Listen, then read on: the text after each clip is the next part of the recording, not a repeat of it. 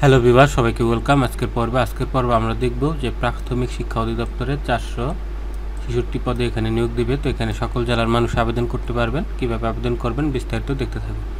তো এখানে সার্কুলার তারিখ হচ্ছে 3 সেপ্টেম্বর 2025। এখানে দেখুন যে প্রাথমিক ও গণশিক্ষা মন্ত্রণালয়ের অধীনস্থ প্রাথমিক শিক্ষা অধিদপ্তরের অধীনস্থ দপ্তর সময় রাজস্ব খাতভুক্ত তৃতীয় শ্রেণীর নিম্নোক্ত পদসমূহের জন্য পদের পাশে বর্ণিত গ্রেডে অস্থায়ী ভিত্তিতে বাংলাদেশের নাগরিকদের নিকট থেকে এই খাগড়াছড়ি, বান্দরবান পার্বত্য জেলা ভিত্তিত রাঙামাটি, খাগড়াছড়ি, বান্দরবান এই 3 জেলা ভিত্তিত সকল জেলার মানুষ এখানে আবেদন করতে পারবেন। আবেদনটি অনলাইনে করতে হবে।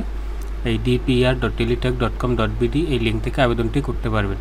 তো এখানে দুটি পদে নিয়োগ দেবে। একটা হচ্ছে অফিস সহকারী কাম কম্পিউটার মুদ্রাক্ষরিক 224 জন, আর হিসাব সহকারী পদে নেবে 246 জন। এখানে মাত্র 150 টাকা আপনি আবেদনটি করতে পারবেন। আবেদন করার জন্য স্ক্রিনে দেওয়া নাম্বারে কল করুন। তো এখানে অফিস সহকারী কাম কম্পিউটার মুদ্রাক্ষরিক পদের বেতন হচ্ছে 9,300 টাকা থেকে 22,490 টাকা 16 গ্রেডে। এর বয়স হতে হবে সর্বোচ্চ 32 বছর, সর্বনিম্ন 18 বছর। নারী পুরুষ সকলেই করতে পারবেন। তবে এই পদের জন্য আপনাকে দ্বিতীয় শ্রেণীতে এইচএসসি পাস হতে হবে। দ্বিতীয় শ্রেণী মানে 2 পয়েন্ট থাকলে আপনি আবেদন করতে পারবেন। সায়েন্স, আর্টস, কমার্স যে কোনো গ্রুপ থেকেই করতে পারবেন। কম্পিউটার, মাইক্রোসফট অফিসে কাজ করার দক্ষতা থাকতে হবে এবং তফসিল 2 ও 4 অনুযায়ী গৃহীত পরীক্ষা হবে। তফসিল 2 ও 4 মানে হচ্ছে লিখিত, এটা হচ্ছে একটা পরীক্ষা। এই পরীক্ষাটায় উত্তীর্ণ হতে হবে লিখিত। তারপর হচ্ছে হিসাব সহকারী 246 জন নিবে। বেতন আগেরটার মতোই 9,300 থেকে 22,490 টাকা 16 গ্রেডে। এই পদের জন্য আপনাকে সর্বনিম্ন 18 বছর এবং সর্বোচ্চ 32 বছর হতে হবে। এবং হিসাব সহকারী পদের জন্য কমার্স থেকে আপনাকে এইচএসসি পাস হতে হবে। সায়েন্স আর আর্টস থেকে 2 নম্বরে করতে পারবেন না। সায়েন্স আর আর্টস থেকে 1 নম্বরে করতে পারবেন। কমার্স থেকেও 1 নম্বরে করতে পারবেন। আর 2 নম্বরে করার জন্য শুধু কমার্স লাগবে। এমএস ওয়ার্ডে কাজ করার দক্ষতা থাকতে হবে। নারী পুরুষ সকলে আবেদন করতে পারবেন সকল জেলা থেকে। শুধু পার্বত্য 3টি জেলা রাঙামাটি, খাগড়াছড়ি, বান্দরবান এই 3টা জেলা ছাড়া সকল জেলার মানুষ আবেদন করতে পারবেন। তো মাত্র 150 টাকা আবেদনটি করার জন্য স্ক্রিনে দেওয়া নাম্বারে কল করুন। তো এখানে আবেদনে কিছু শর্ত আছে যে এই আবেদনটি অনলাইনে করতে হবে। dpr.teletalk.com.bd আবেদন শুরু হবে 20 সেপ্টেম্বর সকাল 10টা থেকে। আবেদনের শেষ তারিখ 12 অক্টোবর বিকাল 5টা। এই সময়ের মধ্যে আপনাদেরকে আবেদন করতে হবে, ঠিক আছে? তো যারা আবেদন করতে চান আমাদের সাথে যোগাযোগ করতে পারেন, আবেদন করে দেওয়া হবে। আর আবেদনের জন্য ছবি হবে 300x300 পিক্সেল, স্বাক্ষর হবে 300x80 পিক্সেল। এটা কীভাবে করবেন ভিডিওটা চ্যানেলে আপলোড করা আছে, সেটা দেখে নেবেন।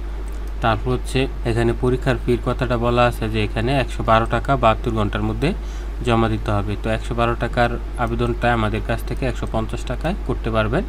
আর যারা শারীরিক প্রতিবন্ধী বা উপজাতি আছেন তারা 56 টাকা আবেদনটি করতে পারবেন।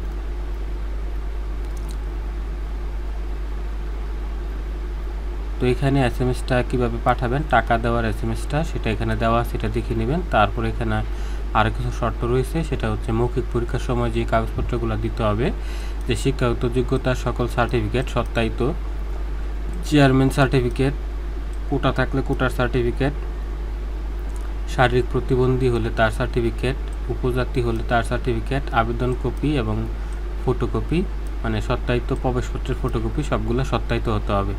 তারপর হচ্ছে একজন প্রার্থী একাধিক পদে আবেদন করতে পারবেন, এজন্য তাকে আলাদা আলাদা ফিস দিতে হবে। তবে একই সঙ্গে পরিচিত অনুষ্কা হলে কেবল একটি পরীক্ষা আবেদন করতে পারবেন। অর্থাৎ আপনি একাধিক পদে আবেদন করতে পারবেন, তবে পরীক্ষা একই দিনে হতে পারে, ঠিক আছে? তারপরে হচ্ছে বয়সের জন্য কোনো এফিডেভিট গ্রহণযোগ্য হবে না, পরীক্ষার জন্য কোনো টিএডিএ দেওয়া হবে না। তারপরে হচ্ছে এই নিয়োগ বিজ্ঞপ্তির কারণে কর্তৃপক্ষ পরীক্ষা প্রার্থিত পদে নিয়োগ দিতে বাধ্য থাকবে না এবং সরকারি যত নিয়ম কানুন আছে সবগুলো এখানে প্রদান করা হবে। আরও বিস্তারিত জানার জন্য ওদের ওয়েবসাইটে আপনি ভিজিট করতে পারেন। তো এটাই ছিল আজকে সার্কুলার প্রাথমিক শিক্ষা অধিদপ্তরে। আরেকটা কথা আছে, শেষের তারিখের জন্য অপেক্ষা না করে আগেভাগে আবেদন করে নেন যাতে সার্ভারটা ফ্রি থাকে। তো এটাই ছিল আমাদের আজকে সার্কুলার প্রাথমিক শিক্ষা অধিদপ্তরে। তো যারা আবেদন করতে চান আবেদন করতে পারেন। এরকম ভিডিও পাওয়ার জন্য চ্যানেলটি সাবস্ক্রাইব করে রাখুন। দেখা হবে পরের পর্বে। ভালো থাকবেন সবাই। আল্লাহ হাফেজ।